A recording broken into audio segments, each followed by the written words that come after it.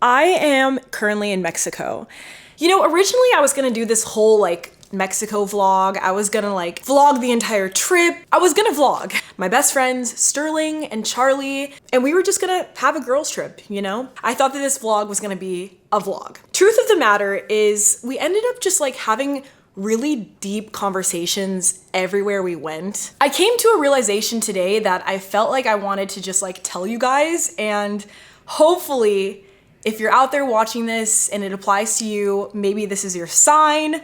I don't know, but I realized something today that was holy shit, the lesson showed itself. But anyway, I hope you guys can not hear these birds. These birds are I don't know what they're doing out there. Maybe they're mating. I don't know. Maybe they're having children. I don't know. It's the winter. It is November. And I believe that is mating season. I'm gonna open this door so you guys can hear what I'm literally hearing right now.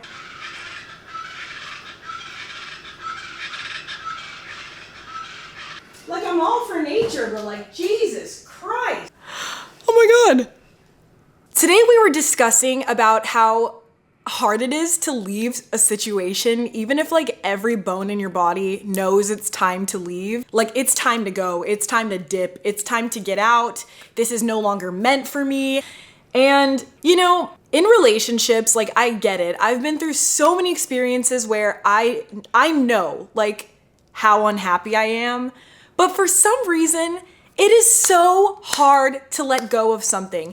Even if it is toxic, even if it is clearly hurting you, even if it is driving you wild, even if you know you want something completely different. There was a period in my life around 3 years ago, maybe even 4 years, but I'm gonna say it was 3. I was in this relationship that I really needed to get out of, and it was a constant cycle of breakup, not allow time for closure, not allowing enough time to get perspective on the situation, and really back away from it and realize that needed to end, point blank, period.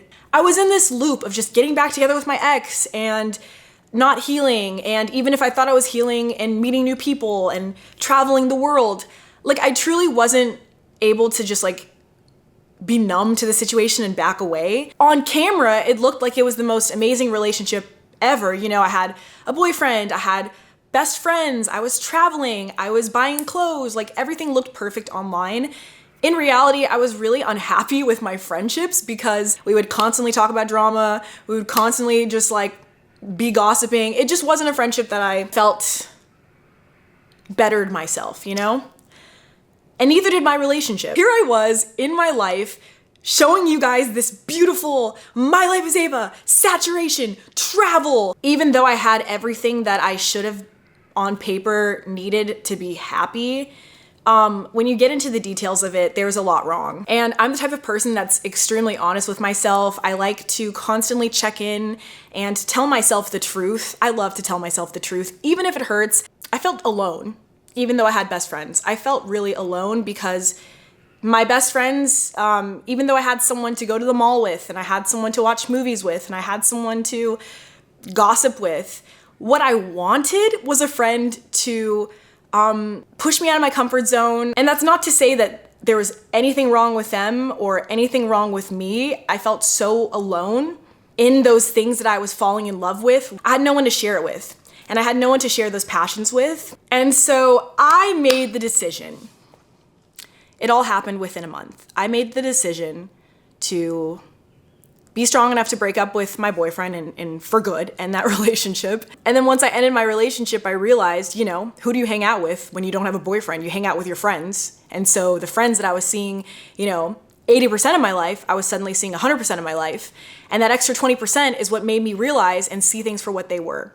And suddenly I was fucking alone. I was fucking alone, which of course I was alone. I had no friends, I had no boyfriend. I had friends in other countries, in other states, but in California, in Los Angeles, I was fucking alone.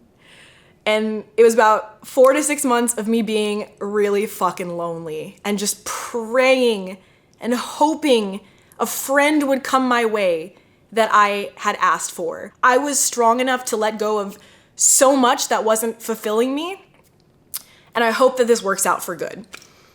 Well, it did, and this is what this video is about. 6 months later, I met one of the most amazing people ever. Her name is Bree Kleintop, and she was the first friend that literally came to me out of nowhere. We were in a hotel in New York at the same place and the same time. I had been on one trip with her on a girls trip like 3 years before then. We met up for brunch at the hotel and just clicked so well. We cared about so many of the same things, but most importantly, we had a really similar mindset. And I fucking found a friend. I found a best friend. A best friend. Through that one friend, she gave me the strength to do so many things. I wouldn't have moved to Orange County, in which I wouldn't have become best friends with Pearson. I would not have met Olav if it wasn't for Bree. Bree is the one that sent me to Vegas, even though I didn't want to. And on that Vegas trip, randomly, I met the love of my freaking life. So many things happened because of Bree, but also because of so many hard-ass decisions I made. And in the end, it all fucking worked out. And this is what I was thinking today. Like, take Tila, for example. Tila and I are literally having girls' nights again. I saw her like probably a week ago, and we had Thanksgiving dinner together and poured wine for each other. I brought the bottle of wine that we literally found together as best friends. That is the best wine ever, by the way. It's Apothic Red. It's literally $9. It's the best wine. She remembered and she's like, oh my God, this was our wine. And I'm like, hell yeah, girl. Here's a freaking glass. I'm literally having girls' nights with Tila again. 3 years later. We've grown so much from where we were 3 years ago. And today it just hit me where I'm like, dude, truly, I know it sounds so cheesy, but like, if you let go of something for the sake of growth and for the sake of knowing that like, you're gonna be good in the end, everything is supposed to happen in the way that it's happening, the people that are meant to be in your life will find a way back into your life in the way that makes the most sense and is the healthiest for both of you. And maybe that is, you know, getting back together with your ex 10 years later, or becoming best friends again with your best friend that you had a falling out with 7 years ago, you know? And let me be honest, that doesn't happen with every relationship, but there's a reason for that, and that's the point. What is meant for your life will find a way back in its natural progression. And I feel like so many people are scared sometimes to let go of something because they feel like if I let it go, it's gonna go far, far away and it's never gonna come back to me. But I want you to realize that's not always the case. And if it is the case, you're gonna be so far into your life that it's not gonna hurt you like it's hurting you now. But if they do find a way back into your life, it's gonna make sense and it's going to feel good and it's going to feel better and more purposeful than it feels now when you may be hurting. Alex Hayes, for example, dude, Alex Hayes and I had so much drama. He hurt me so bad years ago. And I fucking love that kid. I feel like I can call him a friend. Like I would call him a friend any day. And it's crazy because like, I mean, if you go back, you know, 7 years ago or whenever it happened, there was like so many articles written, so much drama. I was crying on Snapchat. I was like, this dude is fucking insane. I definitely was no saint too. I was definitely fucking so immature and so young and stupid. I just wanted to come on here and be like a literal visual example of like every fucked up thing that's happened in my life, every friend that I've lost, every drama I've been in. It has made sense, and not only has it made sense, but a lot of those people have come back into my life in really amazing, amazing ways. And I feel super blessed that they've come back into my life and showed me that that corny ass line that people come back if they're meant to come back, it's true. It's not just a fairy tale. Do something for yourself, do something for your mental health, and do the thing that you've really been thinking about for a while, because I just want to, as your friend, tell you, you have to be honest with yourself. You have to be honest with yourself.